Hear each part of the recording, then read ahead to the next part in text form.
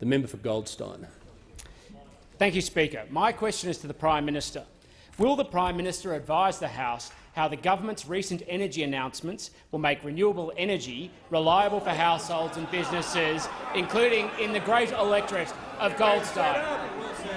The Prime Minister has the call. Speaker, and I thank the honourable member for his question. And of course, his great electorate of Goldstein is located in the state of Victoria, the state whose Premier has an energy policy that is calculated to take that state down the same road as South Australia has been driven by the recklessness of the Labor Party's ideology instead of economics and engineering. Ideology is no substitute for planning. The Labor Party has taken an approach to energy which puts thousands of Australian jobs at risk, which has seen the price of gas go through the roof, which has seen gas less available to business, more expensive than ever, which has seen South Australia enjoy, if that's the right term, the least reliable and the most expensive electricity in Australia. Labor has no plan for energy security at all. No plan at all. A huge renewables target. How are they going to get there? They don't know any more than Jay Weatherill did.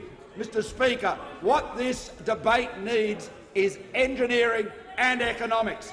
Every step we've taken is securing Australians' energy future. The Labor Party left us with a gas market that was short of gas, price going through the roof. And why was that? Because Labor governments, and especially in Victoria, where the honourable member's electorate is, have been banning exploration. Victoria's got lots of gas.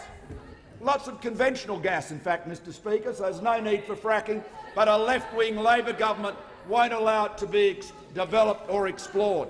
And of course, Mr. Speaker, in South Australia, across the border, the Labor government allowed baseload power to be closed down, one power station after another.